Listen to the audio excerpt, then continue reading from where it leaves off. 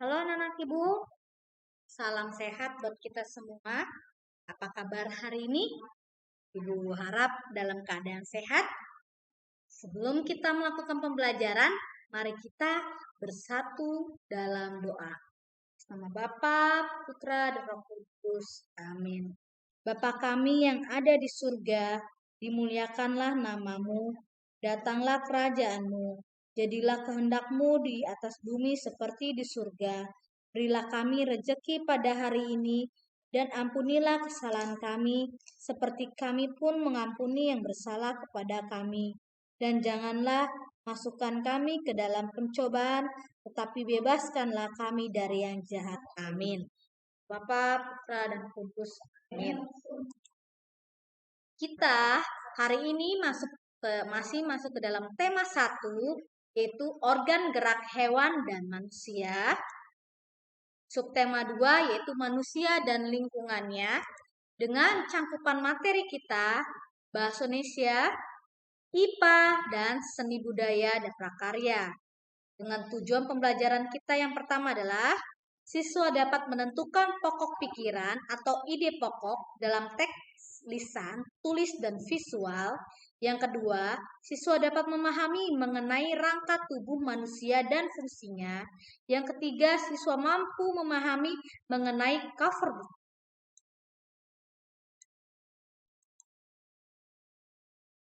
Sebelum Ibu masuk ke dalam pembelajaran mengenai tulang, sebelumnya sudah diungkit atau sudah dibahas terlebih dahulu oleh Bu Jenny mengenai pembelajaran yang lalu mengenai tulang, ya.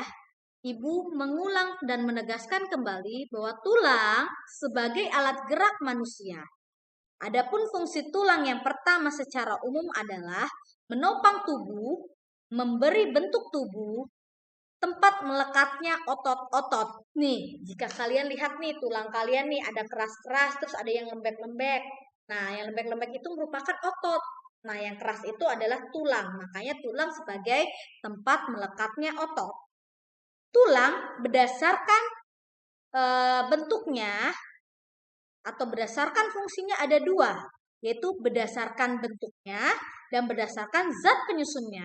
Berdasarkan zat penyusunnya ada terbagi 2, yaitu tulang rawan dan tulang keras. Nah, tulang rawan dan tulang keras contohnya adalah tulang telinga. Nih tulang telinga, ya. Kenapa rawan? Ini gampang sekali robek atau gampang sekali istilahnya putus. Nah, tulang keras adalah tulang tengkorak, yaitu kepala kita nih. Coba kalian pegang kepala kalian masing-masing.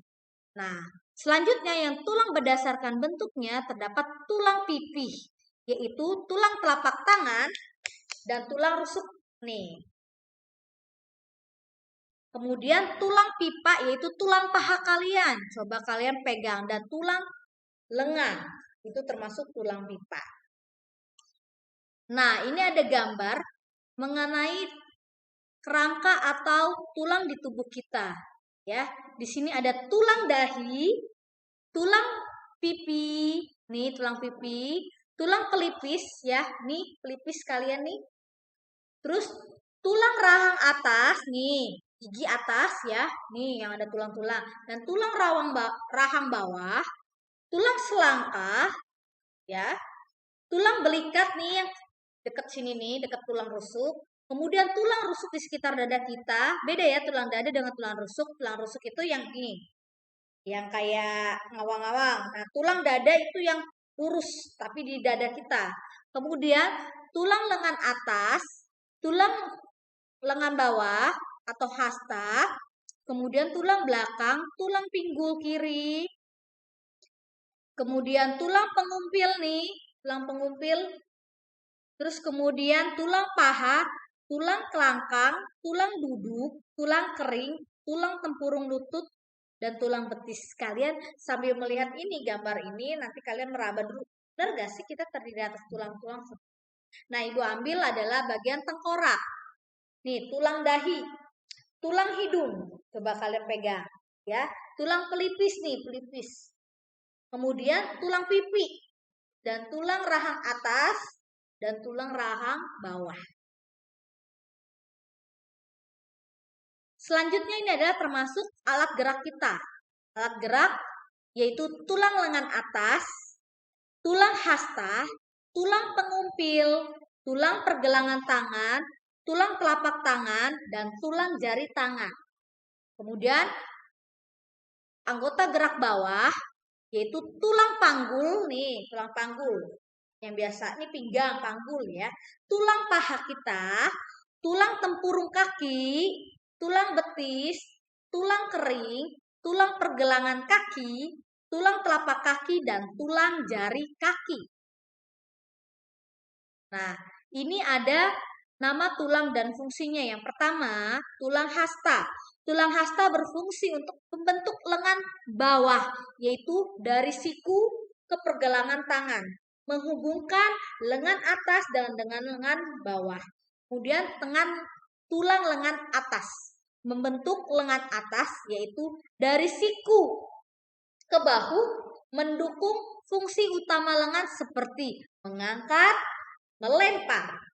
Selanjutnya tulang pengumpil, membentuk lengan bawah dari siku ke pergelangan tangan. Selanjutnya tulang pergelangan tangan, menghubungkan antara lengan bawah dan telapak tangan. Selanjutnya tulang telapak tangan, ya, membentuk telapak tangan. Selanjutnya tulang paha, membentuk alat bergerak bagian yang menghubungkan pinggul dan lutut. Selanjutnya tulang kering, menghasilkan sel darah merah. Selanjutnya tulang betis, untuk menyangga badan agar kuat dan seimbang. Tulang pergelangan kaki, berfungsi penghubung antara telapak kaki dan betis. Selanjutnya tulang telapak kaki, sebagai pijakan saat berjalan. Selanjutnya tulang jari kaki, menopang keseimbangan tubuh. Nah, Ibu sambung ke bahasa Indonesia. Di sini ada gambar yang pernah Ibu singgung dalam video pembelajaran maupun dalam Zoom. Ada tugas kalian, yaitu tugas psikomotor, yaitu buatlah sebuah paragraf berdasarkan urutan cerita gambar berikut dengan huruf tegak bersambung. Ini merupakan tugas psikomotor. Nah, dari gambar A, B, C, dan D, kalian hubungkan menjadi sebuah kalimat berbentuk paragraf. Kalian buat ceritanya seperti contoh, Ibu mengambil ya. Aku dan ayahku membeli kelinci di pasar hewan. Kelinci yang kubeli berwarna putih. Setelah membelinya, aku dan ayah pulang ke rumah. Kemudian ayah membuatkan kandang untuk kelinciku. Atau kalian bisa menyambungkannya kelinciku, aku namai dengan Bino dan Bino dan Bana. Misalkan Bino dan Bana, kelinciku yang berwarna putih, sudah aku buatkan kandang bersama ayah. Kandangnya lumayan besar dan cukup untuk mereka, seperti itu. Jadi kalian buatlah sebuah rangkaian cerita dari gambar tersebut. Berkaitan dengan gambar cerita, Ibu akan menjelaskan ya mengenai gambar cerita pada cover. Yang pertama, cover itu apa sih? Tulisan dan gambar yang terdapat di halaman terdepan. Contohnya pada halaman depan buku ya. Ibu nggak ada buku di sini misalkan ini. Nih, misalkan ini ada cover. Ya, jadi halaman depan buku ya. Kemudian gambar cerita pada cover harus mewakili isi dari buku tersebut. Cover buku harus memenuhi unsur berikut. Yang pertama, jenis hurufnya pada judul menarik. Yang kedua, kalimat penjelas judul singkat dan mudah dipahami. Yang ketiga, ada nama penulis. Yang keempat, ada identitas penerbit. Yang kelima, gambar yang menarik dan sesuai dengan isi. Yang keenam, sinopsis. Sinopsis itu ringkasan ya atau rangkuman. Sinopsis isi buku pada cover belakang. Kemudian, identitas buku pada punggung buku. Kita lihat gambar cover berikut ini. Nah, ini ada nama penulis, kalimat penjelas, judul, ada judul buku, kemudian gambar covernya, identitas penerbit dan nama penerbit. Di sini terlihat cover depan ya, ini cover depan, kemudian cover belakang, ini punggung buku nih. Punggung buku ya, identitas buku. Kemudian di sini ada identitas penerbit nih. Penerbit misalkan apakah Erlangga atau Yudhistira atau apa, ini namanya identitas penerbit. Nah, ini adalah ragam cover pada gambar cover. Contohnya terbagi menjadi dua. Yang pertama cover buku pendidikan, terus kemudian cover buku masakan. Ya, ini yang berdasarkan kebutuhan buku. Selanjutnya cover buku cerita. Kalian ini sudah sering sekali kalian lihat. Oke, selanjutnya dari seni budaya, Ibu mempunyai tugas buat kalian, yaitu tugas psikomotor membuat sebuah gambar cerita dengan tema lingkungan, kemudian buatlah sebuah ceritanya dan gambarkan yang menurut kalian gambar tersebut. Jadi buatnya di buku gambar ya, sesuai dengan petunjuk, nanti ada slide berikutnya.